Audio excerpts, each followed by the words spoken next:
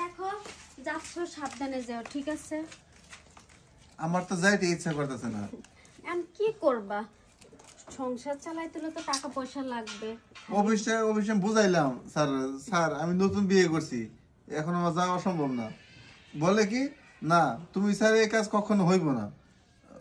বউ 3 দিনের ব্যাপারই তো, আমি আইসা বলুন। আচ্ছা, আর তুমি কোনো চিন্তা করো না, তাড়াতাড়ি আইসো।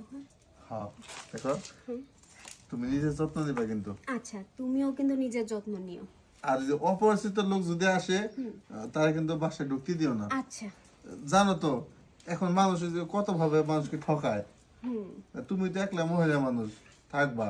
আমি গড়াই যে তুমি গেলে দরজা আটকাবো, তো দরজা খুলবো না, তুমি আসলেই খুলবো। আর যদি কিছু লাগে তোমার বাজার সদায়, তাহলে ওই যে জালাল আছে না, জালাল কইলে এনে দেবো। আচ্ছা ঠিক আছে।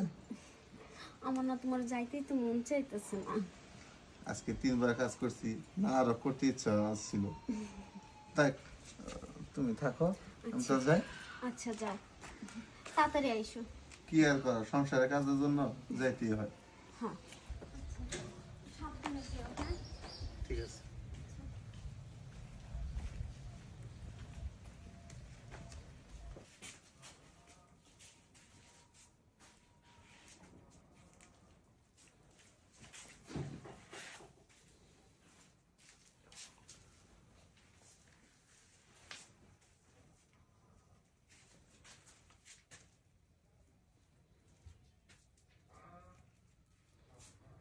বাহ,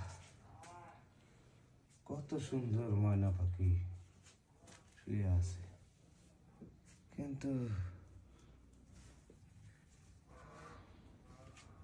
আমি কি করে জাগনা করি?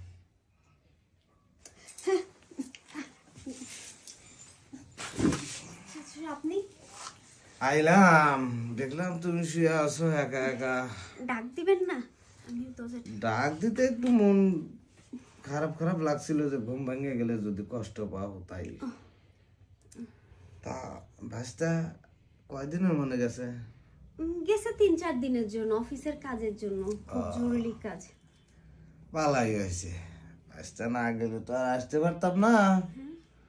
আচ্ছা কাকা, কি মনে করে আসছেন হঠাৎ করে? আপনি তো আসেন না, এই কারণে জিজ্ঞেস করলাম। না তেমন কিছু মনে করে আসিনি, আবার আসলাম যে ভাইস্তা তো বাড়িতে নাই, যে ভাইস্তা কি লাগে না লাগে একটু খোঁজ খবর রাখি। না কাকা, আমার কিচ্ছুই লাগবে না, ঠিক আছে? ঘরে যা দিয়ে গেছে এটা আমার চলবে। আপনার ভাইস্তা আসলেই বাজার করতে পারবো। লাগবো, তোমারও লাগবো, কিন্তু তুমি হয়তো কইতে পারতেছো না। না কাকা, আমার কিছুই লাগবে না, আমি লাগলে অবশ্যই বলতাম।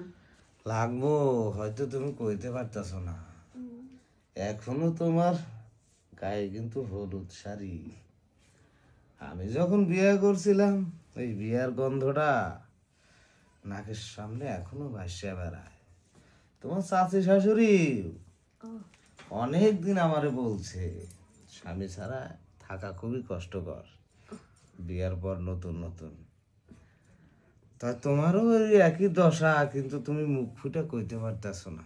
না কাকা, এটা ভুল ধারণা। আর আপনার ভাইস্তা তো একবারে যায় না, 2-3 দিন পরে চলে আসবে। এখন সে তো তার চাকরি যদি করতে হয়, তাহলে তো অফিসের কাজ মাইনে নিতে হবে, তার ওইটা করে দিয়ে আসতে হবে, বুঝেন না? পরের চাকরি। বিয়ার শাড়ি এখনো ছেড়েই নাই, ভাইস্তা আমার তোমার একা থুইয়া কাজে চলে গেছে। তোমার যে কি কষ্ট, সেই কষ্টের কথা বললে আর কি হবে।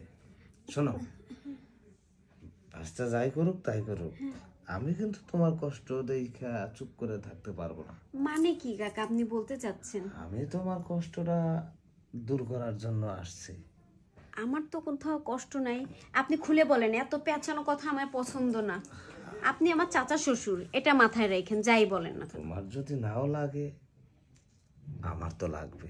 মানে ভাইস্তার সাথে বিয়ের আগে যখন দেখতে গিয়েছিলাম, তখনই তোমার প্রতি আমার একটু লোভ লেগেছিল। হ্যাঁ, এটা ভাই কোন ধরনের কথা? এটা ভুলে যান না, আমি আপনার ভাইস্তা বউ, ঠিক আছে? কোনো কারণে যদি বিয়েটা ভাঙে যেত, তাহলে বিয়েটা তো আমি করতাম। কিন্তু ভাইস্তা আমার বড় লাজু, তোমার দেখে আর না করলো না। কত বেলে বুঝাইছি এই বিয়ে করিস না করিস না, কিন্তু বাইশটা আমার শুনলোই না, তোমার বিয়ে করেই ছাড়লো। সুযোগ পাই না। বাইশটা তো গেছে 3-4 দিনকার মনে।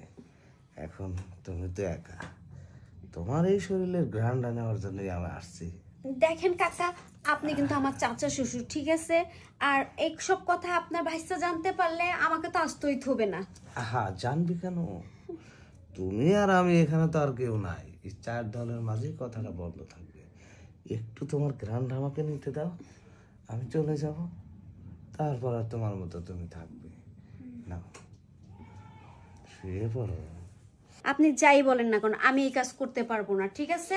আর আমি আপনার ভাইস্তাকে কিন্তু বলে দিব আপনি যদি আমার সাথে বেয়াদবি করেন আর জোর করেও করার চেষ্টা করেন। ছি, আমাকে চিনতে পারোনি? সোজা আঙুলে যদি ঘি না ওঠে, আঙুলটা একটু বেঁকা করবো, তাহলে ঘি উঠে যাবে। শোনো, রাস্তায় কিন্তু আমার 4-4টা ট্রাক চলে। কোন সময় তোমার স্বামী ট্রাকের চাপা পড়বে, তখন কি হয়ে যাবে আমি কিন্তু বলতে পারি। থাক আর বলতে হবে না। আপনি তো আসলে ভারী একটা খারাপ মানুষ। আপনারই তো ভাইস্তা। ছি, আহা, এমন করে কথা বলছো কেন? আমার ভাইটা তো রাস্তাঘাটই চলাফেরা বেশি করে, আর তোমার এত বড় ক্ষতি হয়ে যাক সেটা আমি চাই না। তাই বলছি তুমি রাজি হয়ে যাও, না করো না। আচ্ছা, এই কথাটা যেন কোনো কাকপক্ষেও যেন না জানতে পারে। আর দয়া করে আমার স্বামীর কোনো ক্ষতি করেন না। করবো না। তুমি যদি আমাকে ঠান্ডা করো, তাহলে তো চুক্তি মিটেই গেল, আর কোনো কথা থাকলো না। নাও, তুমি শুয়ে পড়ো, আমি একটু ফুলের ঘ্রাণ নিয়ে চলে যাই।